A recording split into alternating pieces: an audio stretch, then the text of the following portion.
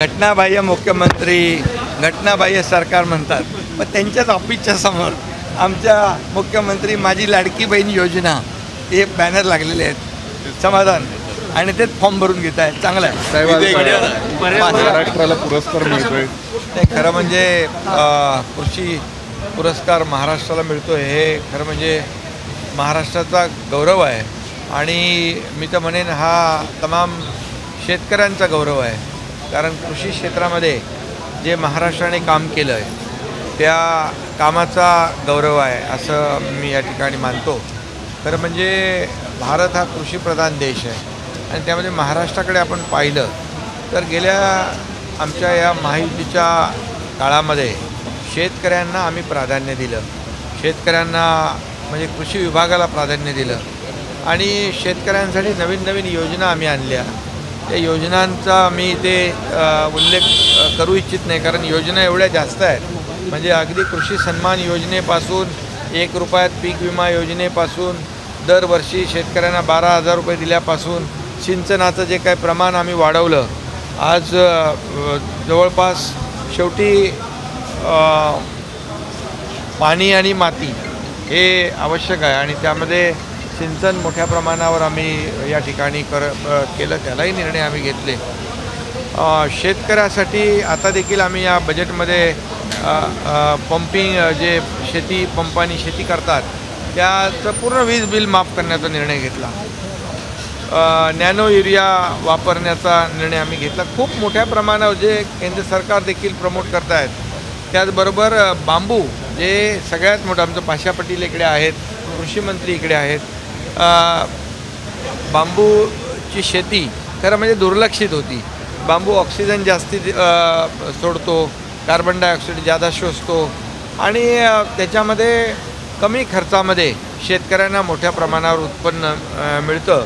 आणि पर्यावरण जर आपण पाहिलं ग्लोबल वॉर्मिंग, क्लायमेट चेंज हे जर बघितलं आता कधी अवकाळी पाऊस, गारपीट, अतिवृष्टी ह्या सगळ्या गोष्टी होतात. त्यामुळे एक मोठ्या प्रमाणावर बांबू लागवड देखील राज्यामध्ये 21 लाख हेक्टरवर करण्याचं देखील आमचं प्रयोजन आहे. आणि आदरणीय प्रधानमंत्री मोदीजींनी पण बांबू हे बास हे घास आहे म्हणजे ते काय त्याच्यावर अगोदर जे काही बंधनं होती ती सगळी दूर करून आता खूप मोठ्या प्रमाणावर यामध्ये आम्ही पुढे जातो आहे. पाशा पटेल साहेब आमचे आहेत ते याच्यामध्ये मेहनत घेतात. कृषी मंत्री आमची मेहनत घेत आहेत आणि त्यामुळे एकंदरीत महाराष्ट्राचं कृषी विभागातलं जे काम केलेलं काम घेतलेले निर्णय बघून महाराष्ट्राचा सन्मान होतो आहे.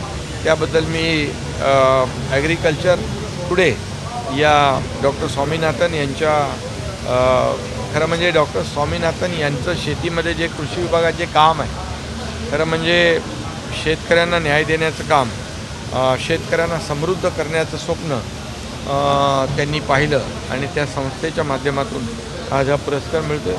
मी खरं म्हणजे शेतकऱ्यांचा हा सन्मान आहे आणि महाराष्ट्र जनतेचा हा सन्मान आहे असं म्हणतो. तुम्हाला पण शेतीची आवड आहे. तुम्हालाही शेतीची आवड आहे. दरवेळी तुम्ही शेती करायला जातात. लोक राजकीय टीका पण करतात त्यावर. आज तुमचा सन्मान होतोय महाराष्ट्राला कृषी.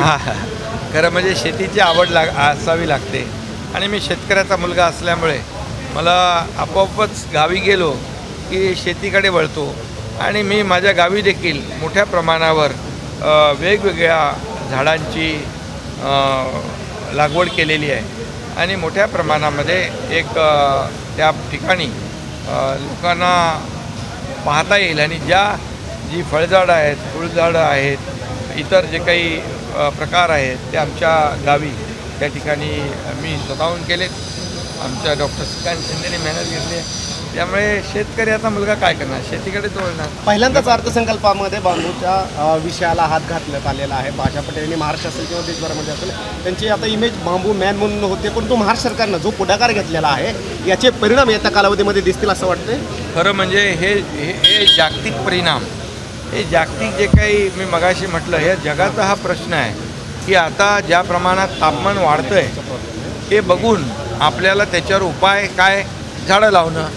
कुठली झाडं लावणं जे तापमान कमी करतील, शेतकऱ्यांना जादा उत्पन्न मिळेल ही झाडं लावली पाहिजे. आणि म्हणून बांबूवर आपण जास्त काम करतो आहे. त्याला 7 लाख रुपये हेक्टर MREGSमधून आम्ही त्याला अनुदान देतो आहे. त्यामुळे खूप मोठ्या प्रमाणावर विधानसभा निवडणुका जवळ आहेत. पर्यावरणाच्या पहिलं राज्य आहे की पर्यावरणाच्या प्रश्नावर एक टास्क फोर्स आम्ही तयार केला आणि टास्क फोर्सचे प्रमुख आमचे पाशा पटेल आहेत ना. पाशा पटेल आहेत. राजकीय गाठीभेटी सर तुम्ही काय पहिलं तर बांबू आणि आपलं पुरस्कार बघूया. पण तुम्ही वेगवेगळ्या योजना आणतात. लाडकी बहीण ही योजना आणली, पण महाविकास आघाडीचे काही आमदार आहेत की त्यांनी फॉर्म भरून घेत आहेत आणि पोस्टर पण लावलेले आहेत त्यांनी. काही लोक घटनाबाह्य मुख्यमंत्री, घटनाबाह्य सरकार म्हणतात. पण त्यांच्याच ऑफिसच्या समोर आमच्या मुख्यमंत्री माझी लाडकी बहीण योजना हे बॅनर लागलेले आहेत. समाधान. आणि तेच फॉर्म भरून घेत आहेत. चांगलं आहे. देश विदेशातील प्रत्येक घडामोडींचे लाईव्ह अपडेट मिळवण्यासाठी आता साम टीव्हीच्या सर्व सोशल मीडिया प्लॅटफॉर्मला लाईक, फॉलो आणि सबस्क्राईब करा. तसंच सर्व नोटिफिकेशनसाठी बेल आयकॉन प्रेस करायला विसरू नका.